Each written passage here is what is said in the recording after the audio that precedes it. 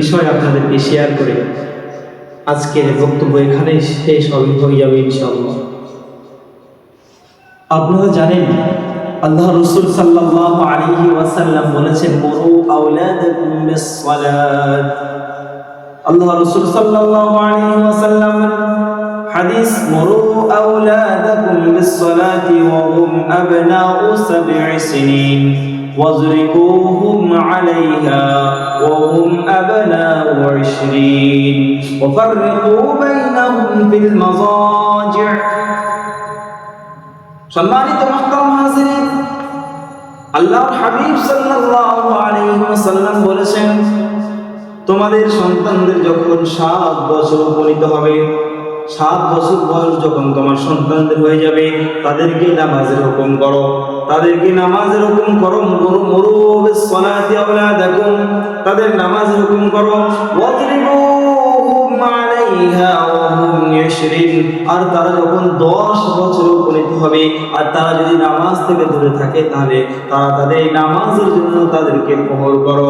ওয়াফাররিকু বাইনা মাযাজি'হিম, এবং 10 বছরে উপনীত হলে তাদের বিছানাকে আলাদা করে দাও।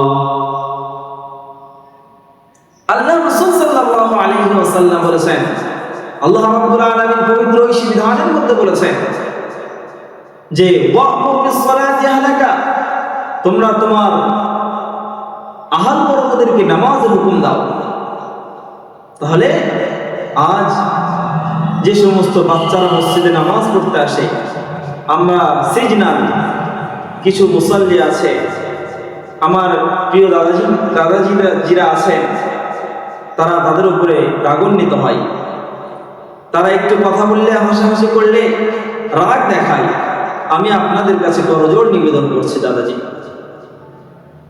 যদি ওই 10 বছরের বাচ্চাটা যদি আপনার ওই রাগার কারণে, আপনি বড় ছোট কথা বলার কারণে যদি ওই ছেলেটা মসজিদ থেকে বেরিয়ে চলে যায়, কিন্তু এর জন্য আপনি দায়ী হবেন। আল্লাহ রাসূল সাল্লাল্লাহু আলাইহি ওয়াসাল্লামের ঘটনা আপনারা শুনেননি? আপনারা জানেন না? আল্লাহ রাসূল সাল্লাল্লাহু আলাইহি ওয়াসাল্লাম বাচ্চাদেরকে মসজিদে আসার আহ্বান করেছেন, তাদের সঙ্গে সুন্দর ব্যবহার করতে বলেছেন। আল্লাহ রাসূল সাল্লাল্লাহু আলাইহি ওয়াসাল্লাম বলেছেন, যে ব্যক্তি আমার ছোটদেরকে স্নেহ করে না, আমার বড়দেরকে সম্মান করে না, তারা কিন্তু আমার উম্মতের মধ্যে নেই, তারা আমার দলভুক্ত নয়। তাহলে আপনি একজন আল্লাহ রাব্বুল আলামিনের শ্রেষ্ঠ বিধান পালন করতে এসেছেন, যেখানে বাচ্চারা এসেছে, এরাই আমাদের ভবিষ্যৎ প্রজন্ম। আপনি সেই বাচ্চাকে কটু কথা বলছেন, তারা একটু হাসাহাসি করলে, শোরগোল করলে আপনি তাদেরকে চিল্লাচ্ছেন। শোরগোল কারা করবে? আপনি করবেন। আরে বাচ্চারা তো শোরগোল করবে, এটা স্বাভাবিক। বাচ্চারা চেঁচামেচি করবে, এটা তো স্বাভাবিক। আপনি কেন পেরেশান হচ্ছেন? তুরস্ক ইয়ামানের ওই মসজিদে আপনি শুনবেন, যারা ওদিকে গিয়েছিল,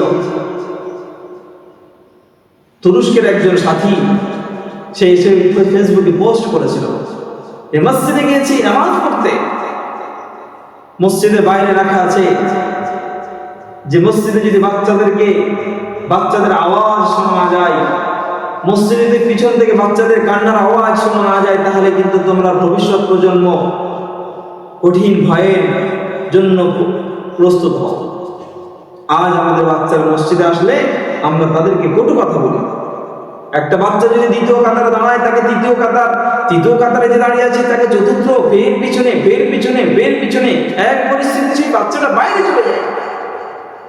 সে কোথায় যাবে? মসজিদে আর আসবে না, চলে যাবে কম্পিউটারে, সেখানে গিয়ে গেমস খেলবে, বিভিন্ন রকমের গুনাহের মধ্যে লিপ্ত হবে। কিন্তু এর জন্য দায়ী আপনি হচ্ছেন।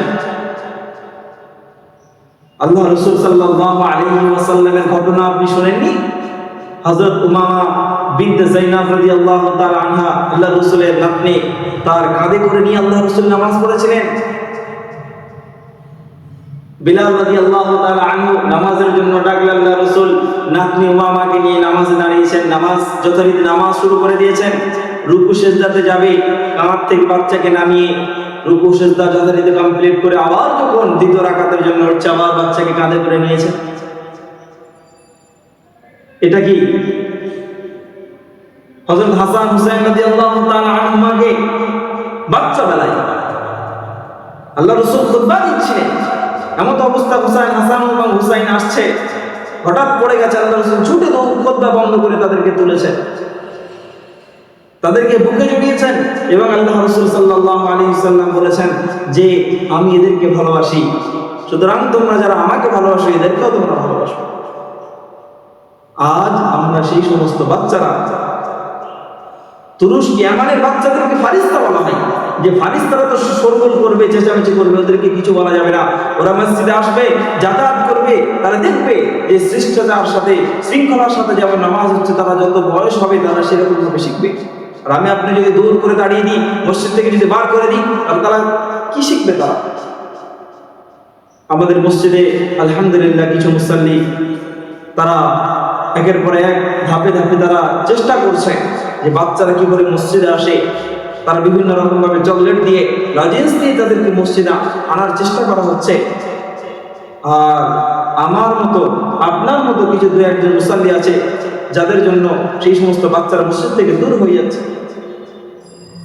সম্মানিত মুহতারাম হাজিরিন, ওই জন্য যে সমস্ত বাচ্চারা আসে তাদেরকে বাহবা দিয়ে মসজিদের সাথে সম্পর্ক তৈরি করুন, তাদেরকে পাশে দাঁড় করান, আপনার নামাজের কোনো রকমের সমস্যা হবে না। হ্যাঁ, আপনি যদি তাকে পিছনে পার করে দেন আর সে যদি পিছনে গিয়ে যদি চেঁচামেচি করে, তাহলে আপনার নামাজের খুশু নষ্ট হয়ে যাবে। ওই 10 বছরে যে সমস্ত বাচ্চারা উপনীত হয়েছে তাদেরকে পাশে রাখুন, আপনি পাশে রাখবেন, সেদিকে কয়েকজন ঢুকে যাবে, মাঝখানে কয়েকজন ঢুকে যাবে, তাহলে আর কোনো প্রবলেম হবে না, তারা চেঁচামেচি করবে না। ওই জন্য আমি আপনাদের কাছে রিকোয়েস্ট করছি, আল্লাহ রাব্বুল আলামিন আমাদের সবাইকে সহিহ বুঝের তৌফিক দান করুন। এবং আমি কমিটিকে বলবো এবং যে সমস্ত আমার প্রিয় ভাইরা আছে, জওয়ান যুবক সাথী, তাদেরকে বলবো যে সমস্ত বাচ্চারা এটা এলান করা হবে, যারা কন্টিনিউ 1 মাস ফজরের নামাজ যারা উপস্থিত হতে পারবে, তাদের জন্য বিশেষ গিফটেরও ব্যবস্থা করা হবে ইনশাআল্লাহ। আল্লাহ রাব্বুল আলামিন আমাদেরকে শোনার থেকে বলার থেকে বেশি বেশি আমল করার তৌফিক দান করুন। আসসালামু আলাইকুম ওয়া রাহমাতুল্লাহ।